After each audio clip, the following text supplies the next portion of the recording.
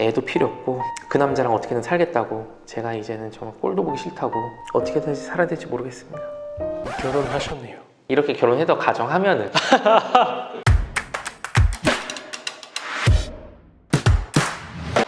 안녕하세요, 로이어 프렌즈입니다. 손 변호사님, 혹시 그 주변의 지인들한테 뭐 내가 이런 사건을 당했는데 아니면 이런 거 소송을 진행하려고 하는데 뭐 추천해 줄 만한 변호사 없느냐 뭐 이런 얘기 들어본 적 있어요?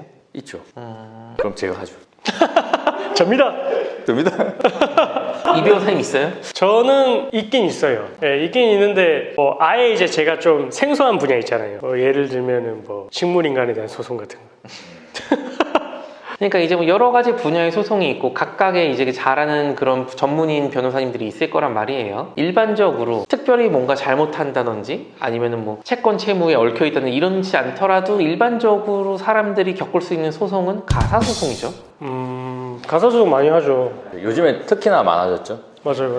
일반적으로 그냥 뭐 적당히 뭐 월급 받고 편안하게 살아가는 그런 뭐 사람들 입장에서는 사실 소송 걸릴 일이 거의 없죠. 그렇죠. 맞아요. 일반인이 사실 힘쓸 일이 없죠. 근데 그럼에도 불구하고 이제 소송을 겪는다고 하면은 뭐 이혼 소송이라든지 아니면은 뭐 상간남 상간녀 소송이라든지 뭐 이런 것들이 많을 거예요. 그래서 이제 뭐 내가 이번에 뭐 이혼을 하려고 하는데 아니면은 내가 이번에 뭐 소장을 받았는데 뭐 좋은 가사 변호사 누구 추천해줄 사람 없느냐 뭐 저희한테 말씀을 하시면은 이제 뭐 저희가 직접 하거나 아니면은 뭐 저희가 말고 이제 가끔 보면은 여성 변호사님을 원하시는 분들도 있어요. 그러면은 뭐 알겠다 그럼 이제 지인분들 중에 이제 뭐 잘하시는 분들 소개도 해드리고 하는데 모두가 저희한테 오시진 않을 거 아니에요. 그렇죠. 예를 들어서 제가 이제 여기 뭐 앞에 있는 뭐 감자탕 집이에요. 그러면은 몇 번 가보다 보면은 여기 맛있다 안 맛있다 알 수 있단 말이에요. 근데 보통 평생의 이혼은 뭐 2번 하시는 분들 있겠는데 대부분 한 번 겪는 일이죠. 맞아요. 대부분 그러니까 겪는 사람들은 한 번만 겪는 거예요. 깜짝 놀랐네. 대부분 이혼한다는 얘기가 아니라 우린 언제 해야 되나 싶어가지고.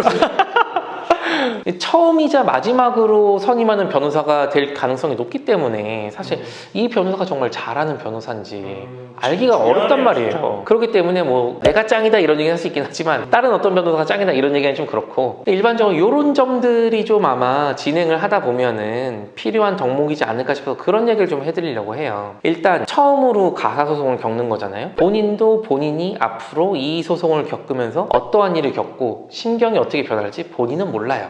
뭐 2번째 이혼해보는 사람이라면 오히려 덤덤할 거고 처음으로 이혼을 할 때는 엄청나게 감정적으로 막 격동의 시기를 겪겠죠. 특히나 이제 그 귀책 사유가 내 배우자에게 있고 부정행위다 바람을 폈다 하면 아주 피가 거꾸로 솟죠. 그러면은 이제 이 얘기를 엄청나게 이제 뭐 신세한탄도 하고 뭐 이것도 자문도 하고 싶은데 뭐 물론 절친한테 얘기할 수도 있긴 하지만 사실 절친한테는 이제 한풀이 정도 할 수 있을 거고 사실 부끄러워서 얘기 못하는 분들도 많이 있거든요. 근데 요거를 유일하게 허심탄회하게 얘기할 수 있는 상대는 변호사란 말이에요. 맞아요. 그래서 내가 변호사한테 이현 변호사님 제 와이프가 애도 필요 없고 그 남자랑 어떻게든 살겠다고 제가 이제는 정말 꼴도 보기 싫다고 어떻게든지 살아야 될지 모르겠습니다. 결혼하셨네요. 이렇게 결혼해서 가정하면은 사실 법률적인 그 조언은 당연히 해드리긴 하죠. 근데 저희가 이제 가사 사건을 진행을 하다 보면은 사실 법률적인 조언도 조언이지만 대부분의 연락은 절반 이상은 뭔가 그 감정적인 토로 연락을 좀 많이 받는 것 같아요.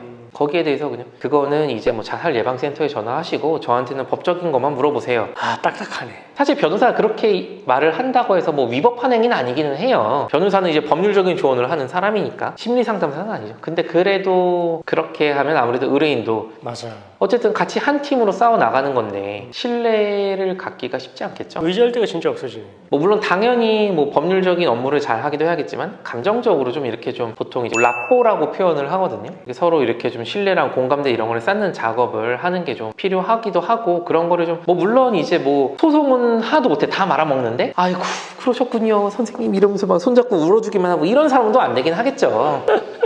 어쨌든 이제 어느 정도는 이제 의뢰인의 좀 감정을 좀 보듬어 줄 수 있는 그렇다고 해서 이제 하루에 막 100번씩 전화해가지고 막 너무 힘듭니다 이러면 당연히 변호사도 그건 못 받아주긴 하겠지만 어느 정도는 받아줄 수 있어야겠죠. 근데 그러면서도 또 필요한 게 뭐가 있을까요?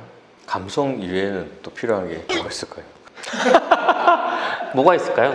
제가 생각할 때에는 이것도 라포에서 약간 연장선상인데 연락이 잘 돼야 될 것 같아요. 왜냐하면 가사 사건이라는 게 딱 소송으로 들어가서 이제 여기 소송에서만 싸우는 건 아니고 중간에 이제 갑자기 막 급변하는 경우가 생길 수 있거든요. 와이프가 찾아와서 뭐 이렇게 하는데 저는 어떻게 행동을 해야 될까요? 아니면 뭐 비밀번호를 바꿨는데 저는 어떻게 행동을 해야 될까요? 이런 부분에 대해서 이제 즉각적으로 이제 소통이 돼야 여기에 대해서 이제 대응법을 변호사가 이제 알려주고 자연스럽게 이제 잘 대응을 해서 소송에서 유리한 방향으로 끌고 갈 수가 있는데 이제 상황이 다 끝나고 나서 연락이 돼버리면 이미 이제 상황에서 내가 뭐 잘못 대처를 해버리게 되면 이게 소송에 있어서도 뭔가 귀책 사유 부분에서도 불리하게 될 수가 있잖아요. 그쵸. 그런 부분에 있어서는 아무래도 이제 좀 이제 서로 이제 소통이 잘 되는 이런 측면도 하나의 고려해 볼 수 있는 요소인 것 같아요. 그쵸. 그것도 되게 중요하죠. 그래서 제가 아까 뭐 감정적인 측면이 좀 이렇게 중요하다고 했잖아요. 저는 이제 변호사가 어느 정도 감정적인 측면도 있지만 그 어느 누구보다 이제 냉철하게 좀 이성적으로 봐야 된다고 생각을 하거든요. 사건을. 그쵸. 맞아요. 그러니까 사건도 그렇기도 하고 굉장히 감정적으로 격해 있단 말이에요. 내 와이프가 딴 놈이랑 이제 바람을 폈어. 그럼 이제 그 증거를 어떻게든 수집을 해야 돼. 내 와이프가 그 딴 남자의 집으로 들어가는 거를 몰래 기다리고 있다가 밖에서 망치로 이제 때려 부수고 이제 쳐들어가고 막 이런 경우도 있죠. 그러면 안 되지. 맞아. 그리고 이제 그 뭐 몰래 숨어 있다가 저 핸드폰에 모든 정보가 다 들어있어. 갑자기 튀어나와가지고 아는 동생들 한 3명 좀 끌고 간 다음에 몸싸움을 해서 핸드폰 이게 뺏어가고 그 와중에 뭐 서로 때리고 실제로 있었던 사건이에요. 그래가지고 이제 뭐 아는 뭐 형, 누나, 언니, 뭐 오빠 이렇게 도와주려고 하다가 도와주는 동생들이 오히려 전과자가 됐어요. 형사사건을 엮이니까. 같이 몸싸움 하잖아요. 특수폭행이에요 바로. 그러다 어디 상처라도 난다? 그럼 이제 특수상해. 그래가지고 실제로 막 집행유예 남기도 하고 뭐 실형까지 가는 경우 많지는 않긴 하지만 멀쩡한 청년들이 갑자기 전과가 남게 되는 거죠. 그러면은 이게 형사사건이 돼버리면 이혼에 있어서 좀 영향을 주겠네요. 왜냐면은 뭔가 이제 유리한 방향을 계속 가고 있었는데 갑자기 내가 이제 내 지인들이 막 가해자가 돼버리면 어쩔 수 없이 내가 숙이고 들어가고 뭔가 이제 양보해야 될 부분이 생길 수도 있는 거고. 예를 들어서 재산을 5대5로 엠빵을 하기로 했는데 너 지금 네 아는 동생들 너 때문에 다 전과자가 생겼는데 나한테 뭐 7대3으로 안 해주면은 나 합의 안 해줘.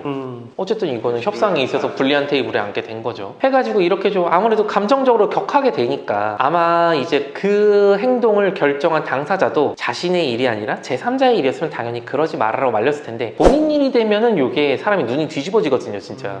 그럴 때 변호사는 이제 감정적으로 공감을 해주면서도 이렇게 되면은 이렇게 불리해질 수 있으니까 하시면 절대 안 된다 라고 좀 잘 말릴 수도 있어야겠죠. 맞아요. 그리고 또 연장선상에서 그 증거 수집이 또 중요하잖아요. 네. 가사 사건에 있어서도 증거 수집이 되게 중요한데 아까 말씀하셨다시피 위법적인 방법으로 수집을 하게 되면 그 증거 능력에 있어서도 문제가 될 수가 있고 그리고 실제 내 신병 자체가 뭔가 형사사건의 피의자 신분이 될 수도 있거든요. 그래서 그런 측면에서 본다면은 뭔가 이제 이 증거에 대해서는 이런 방법으로 수집을 하세요. 또 이 증거에 대해서는 이런 방법으로 수집하세요. 좀 변호사가 이제 알려주는 대로 뭔가 이제 잘 그렇게 수집을 해오면 소송도 부드럽게 가고 결과도 부드럽게 나오는 그런 결과가 될 수 있겠네요. 그리고 이제 변호사는 주구장창 이런 것만 하는 사람들이니까 혼자 이렇게 섣불리 이렇게 너무 감정적으로 대처하지 마시고 오늘은 좋은 가사 변호사 그런 거죠?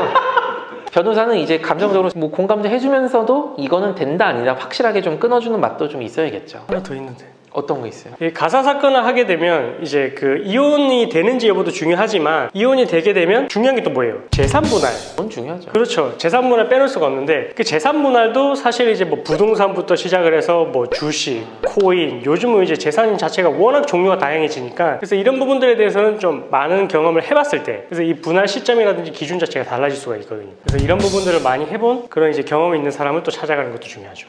그렇죠.